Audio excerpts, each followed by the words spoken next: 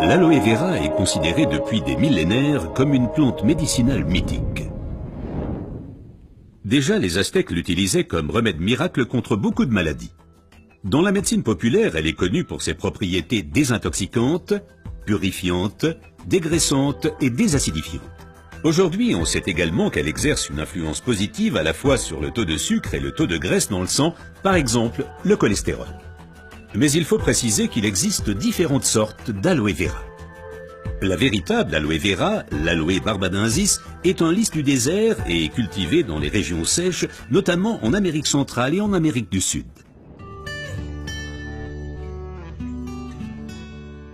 L'efficacité de l'aloe vera dépend principalement de son traitement, mais les différences se font dès la récolte. Pour éviter d'abîmer la plante, les feuilles doivent être coupées à la main. Comme la pellicule supérieure de la feuille contient de l'aloïne toxique qui protège la plante contre les animaux et a un effet laxatif pour l'être humain, il faut bien séparer l'enveloppe du gel intérieur. Le gel est du reste l'élément le plus précieux de l'aloe vera. Il contient à lui seul plus de 150 composants importants et bénéfiques pour la santé tels que vitamines, enzymes, polysaccharides et oligoéléments. Et c'est précisément cette combinaison unique, cette association de différentes substances qui entraîne l'effet médicinal. L'un des composants les plus importants est l'acémanal. Il a une influence positive sur le système immunitaire et diminue d'autre part les inflammations et les radicaux libres. Le résultat, une amélioration de l'apport en oxygène. Observons ce phénomène de plus près. Le sang assimile l'oxygène dans le poumon et le transporte à travers les vaisseaux sanguins vers les cellules. Les gros vaisseaux se divisent et deviennent de plus en plus petits pour devenir enfin des vaisseaux capillaires. Les capillaires sont les plus petits vaisseaux sanguins. C'est là qu'a lieu le transfert de l'oxygène du vaisseau sanguin vers les cellules.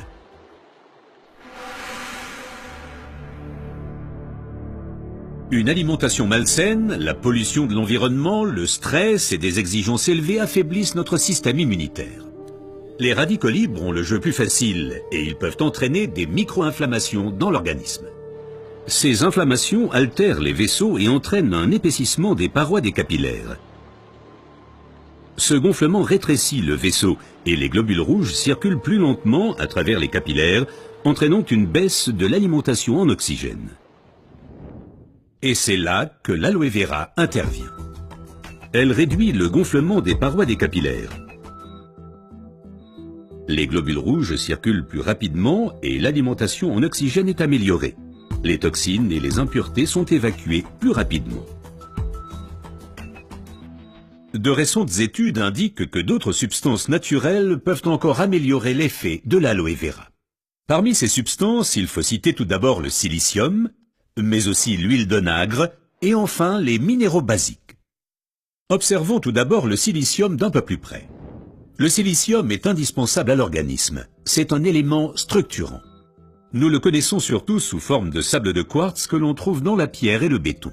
Dans l'organisme, le silicium contribue à stabiliser les tissus, mais il renforce également les os, les ongles, les cheveux, les tissus conjonctifs et les parois des capillaires. Avec l'âge, les capillaires menacent de perdre leur fermeté. Ils peuvent littéralement se désagréger, ce qui entraîne une interruption du flux sanguin. Dans le pire des cas, ceci peut entraîner des incidents vasculaires cérébraux et l'infarctus. Le silicium renforce et soutient les parois des capillaires et maintient ainsi le vaisseau sanguin ouvert. Les globules peuvent ainsi continuer à alimenter les cellules en oxygène. Mais le corps humain ne peut pas s'alimenter en silicium sous sa forme d'origine qu'est le sable de quartz. Toutefois, la nature offre des alternatives, et notamment une source végétale idéale, l'ortie. Car elle est riche en silicium naturel, mieux assimilable par l'être humain.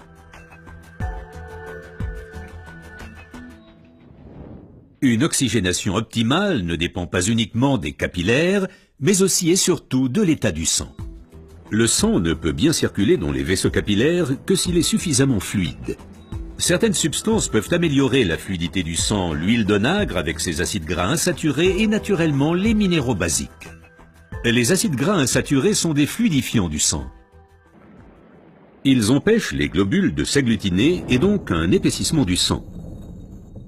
Les minéraux basiques soutiennent l'élasticité des globules rouges et facilitent ainsi leur passage à travers les capillaires. Ces deux éléments améliorent la fluidité du sang et garantissent ainsi son alimentation optimale en oxygène. Permettez-moi de récapituler.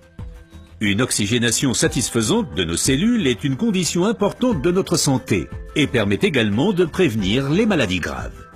L'aloe vera et son effet décongestionnant améliorent l'oxygénation. Le silicium renforce les parois des capillaires et garde le vaisseau sanguin ouvert. Cet effet est renforcé par l'huile d'onagre et aussi par les minéraux basiques.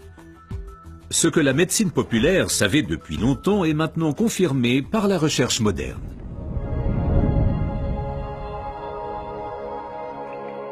L'aloe vera améliore l'apport en oxygène et donc votre santé.